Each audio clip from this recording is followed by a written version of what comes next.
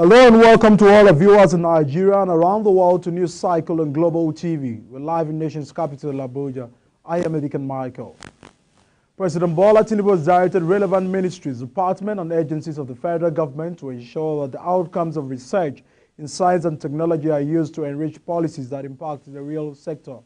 Tinubu issued the directive while the president of the Nigerian Academy of Science and fellows of the academy paid him a courtesy visit at the State House in Abuja. Uye has more details on this. Speaking at the event, President Tinubu emphasized that his administration is advancing an all-encompassing approach to leveraging the capacity of Nigerians to innovate and create solutions from all spheres of human initiative across the public and private sectors, including farming, manufacturing, information technology, and academia, adding that his administration is committed to the comprehensive integration of research and the outcomes of research with the process of policy formulation and implementation in all fields of national endeavor. Goal of the National Academy of Science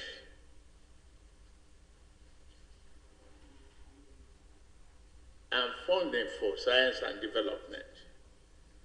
I am fully committed and I work at it. And others, you bear witness to this.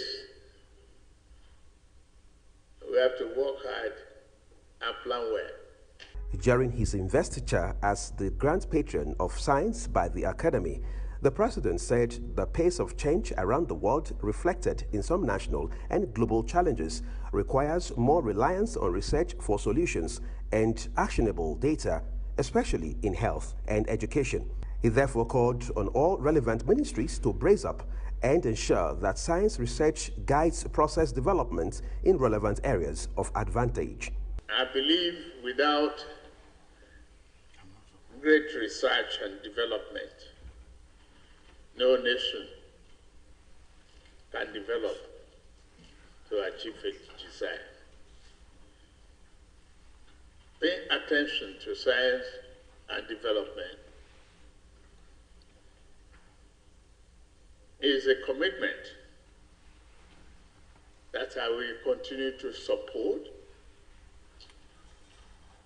directly and through various government policies and programs.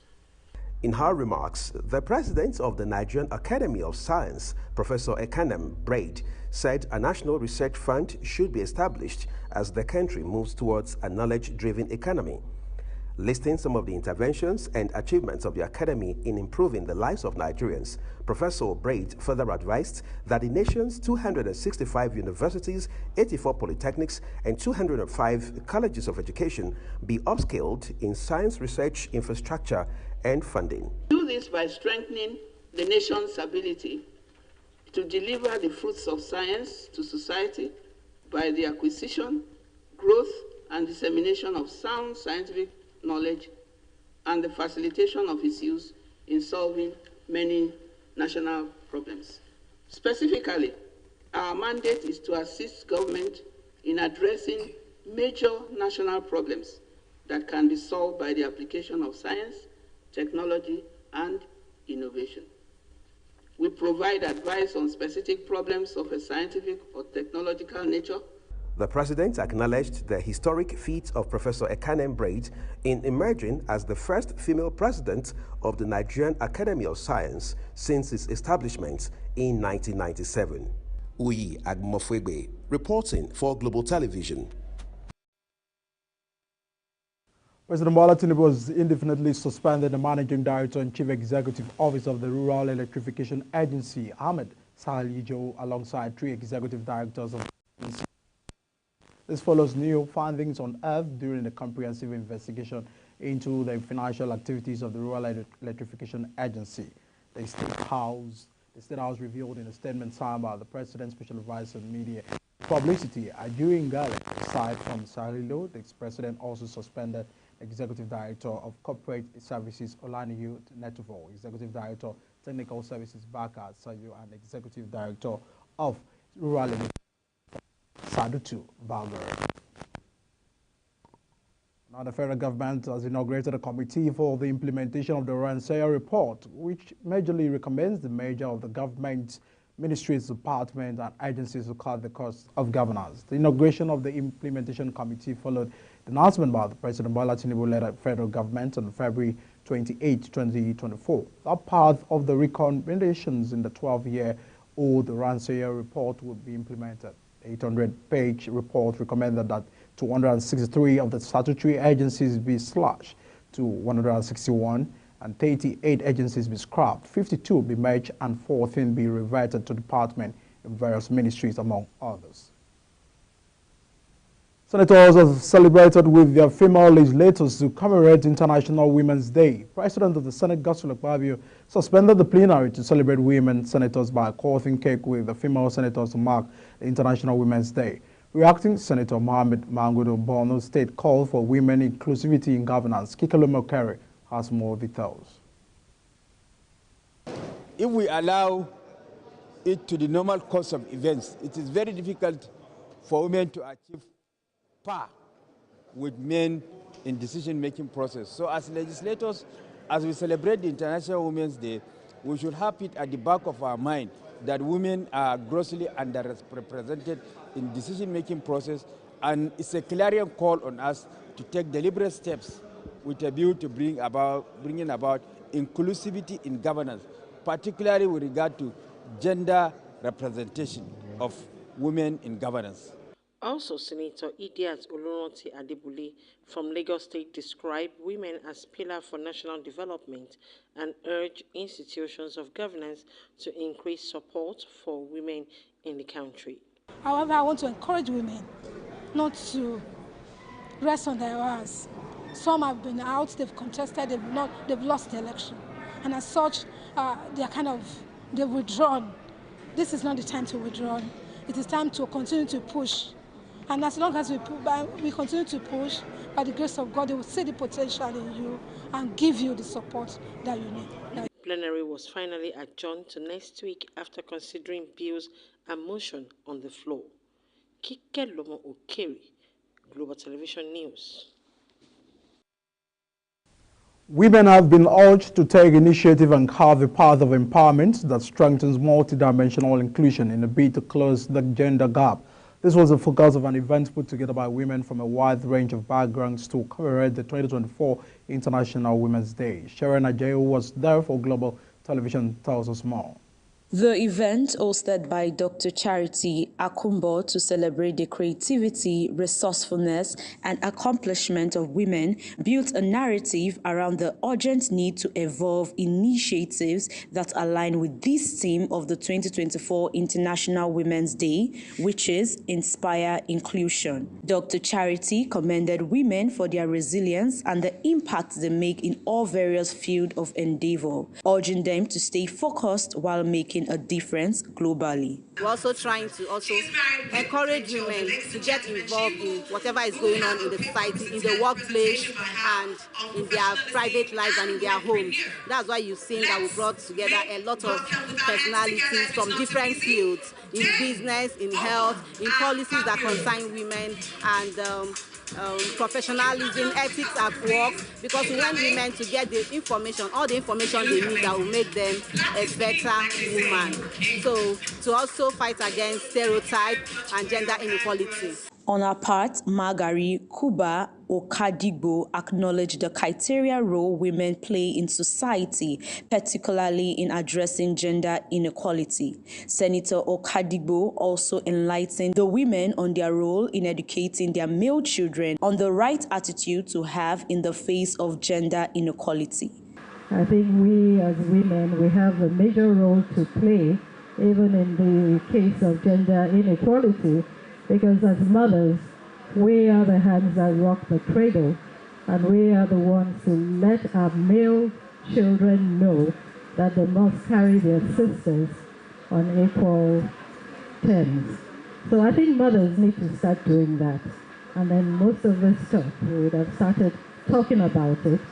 While calling on everyone to create the right environment for the fight against gender inequality, Senator Margari further added that women should be given a chance while prioritizing female education and enabling the girl-child access to acquisition of basic skills needed to aid economic empowerment. All stakeholders, government and agencies, businesses, civil society, and the international community to accelerate efforts towards women's economic empowerment.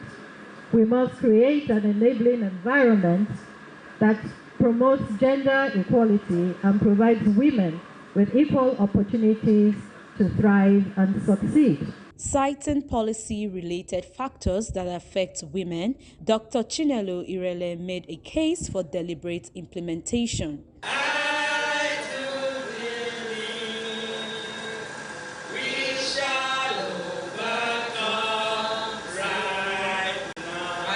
We have so many policies that define what will be better for the women in the world, and especially in Nigeria.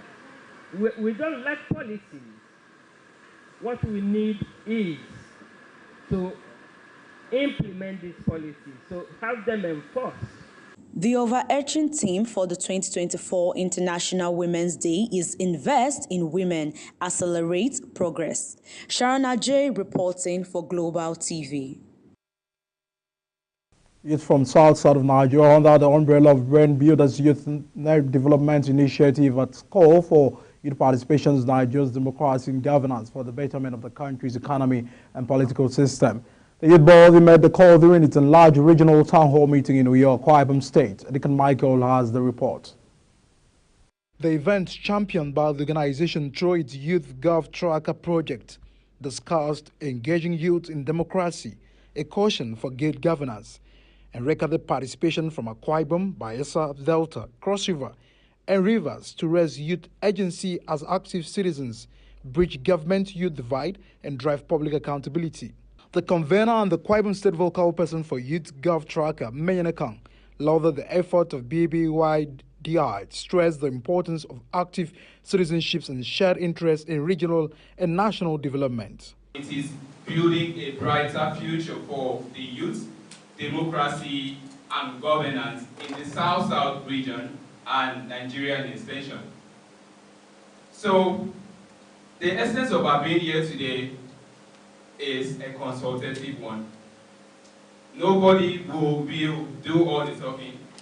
I believe in the course of the event, we will have opportunities to speak our mind, base our thoughts on issues bordering on youth meaningful participation in politics and governance. And this is us moving toward the direction of bridging the gap between the governors in South-South region, elected officials, and young people. In his keynote address, Udeme O'Connor said youth must know that they will keep getting sidelined and kept out of governance if they do not take action and make meaningful contributions. There is a place that you would have worked towards forestalling this thing happening, and then you wait for the thing to happen and then you begin to pray about it. Truth is, bad leadership cannot be prayed away. It won't. And so if we do not rise to the occasion, take part in the decision-making process, determination of outcomes, all the way down to unit levels, to ward levels, politics at the very local levels of it. It simply means that we're going to continue to lament, complain, and whine for bad leadership. But what did you do to forestall it? What did you do to make sure that we enthrone purposeful leadership? The South-South Regional Town Hall meeting also exposed participants to actionable steps, such as engaging with the Youth Gov Tracker and other resources and tools, including the Office of the Citizens Accountability Toolkit, and many of possible commitment as launched and circulated for civic engagement and government accountability, among other highlights. Deacon Michael, reporting for Global TV News. The National Broadcasting Commission has filed an appeal against the ruling of the Federal High Court, which dismissed the Commission's motion to set aside a May 2023 judgment restraining it from imposing fines on radio and television stations. In a foreground notice of appeal filed by NBC's lead counsel, Babajide Okoku, it complained about the decision of the lower court while asking the appellates to set aside the earlier judgment. An Abuja-based lawyer, Noah Jerry, in a suit instituted on behalf of the Media Rights Agenda, had challenged the powers of the NBC to fine broadcasters following the imposition of 500,000 fine each on 45 broadcast stations for alleged contraventions of the Nigerian Broadcasting Code in 2019. Given his ruling, Justice James Otomosius held that only court of law are empowered to impose sanctions for criminal offences, noting that NBC is neither a court nor a judicial tribunal to make pronouncement on the guilt of broadcast stations, notwithstanding NBC code, thereby violating the Constitution. The Speaker and members of the Kano State House of Assembly have been ordered by Kano State High Court to halt their effort to amend the Kano State Judicial Funds Management Law 2022. The Kano State Pension and Gratuity Amendment Law 2023 and the Kano State House of Assembly Service Commission's Amendment Law 2021. While the motion is being heard and decided upon, Judge Usman Malam of the Kano State High Court granted the ex parte order considering the application of M.I. Umar, the applicant's counsel, and 19-paragraph affidavit that was duly sworn to by Sule Aliyu and Montari Rabiu, the chairman and secretary, respectively, of the Judiciary Staff Unit of Nigeria's Kano State branch. Respondents in the suit are the Governor of Kano State, the Attorney General, and the Commissioner for Justice, the Kano State House of Assembly, the Speaker, the Deputy Speaker, Majority Leader, and the Minority Leader. Nigeria is to become the first country to receive a groundbreaking new Men 5 vaccine aimed at combating meningitis outbreaks in the country. According to the Global Alliance for Vaccines and Immunizations, Gavi, on its official website, the vaccine shows premise the combating current meningocide outbreak in the country. They're pushing fatal illness, impacting the protective membranes around the brain and spinal cord, poses a significant danger in regions like Africa. Gavi said the vaccines developed through a remarkable 13-year collaboration between PATH and the Serum Institute of India with support from the UK government, targeted 5 main strains of meningitis, including the exclusive serogroup X. And as the Inter-Ministerial Committee calls for a state of emergency on drug law abuse, Chairman and Chief Executive Officer of the National Drug Law Enforcement Agency, Brigadier General Mohammed Buba Mawat, said that ongoing amendment of the NDLEA Act, when passed into law, will significantly enhance the organizational capability of the agency to curb the menace of substance abuse and illicit drug trafficking in the country. Mawat said that this while making its remarks at the opening ceremony of the Inter-Ministerial Committee on Drug Control meeting in Abuja, while acknowledging the tremendous work of the IMC in the implementation of the National Drug Law Control Master Plan. He said the collaboration from stakeholders towards achieving the stated goals of the NDCME is also deserving of appreciation. He outlined some of the activities and achievement of NDLEA in 2023 in line with the National Action Plan on Drug Control.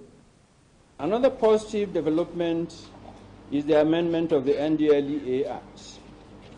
This act is being amended for the first time in 33 years.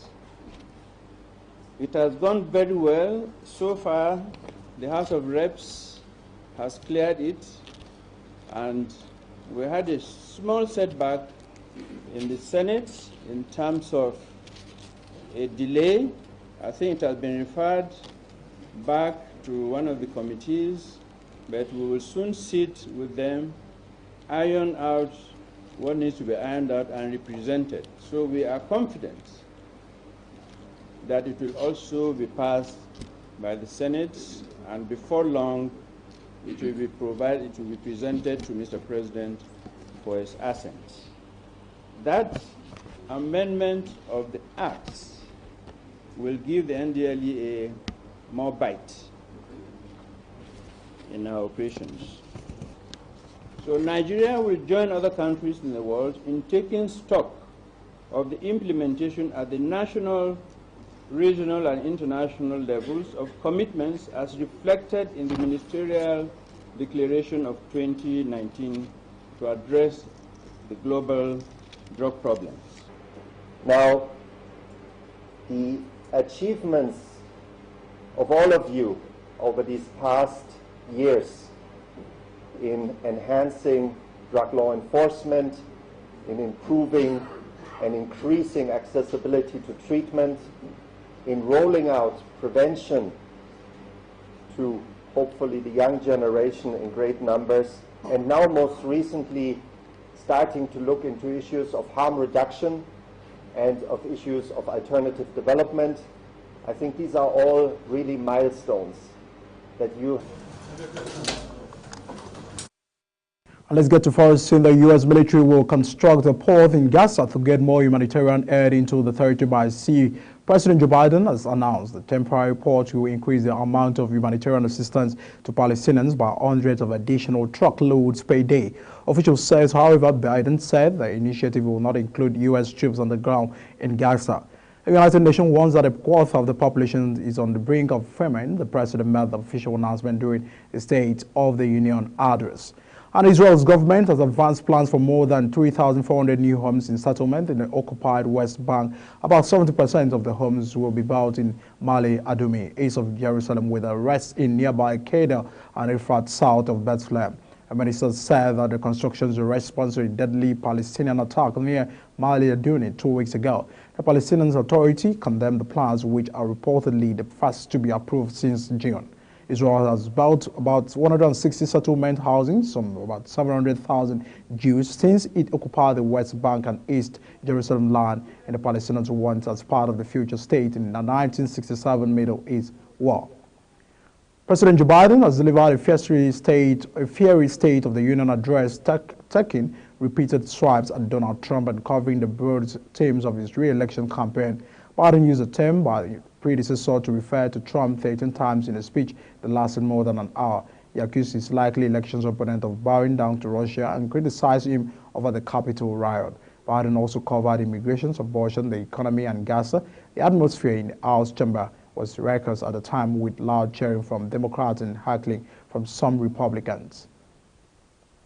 Deadly explosions have rocked Ukraine's southern port city of Odessa as President Zelensky was meeting Greek Prime Minister.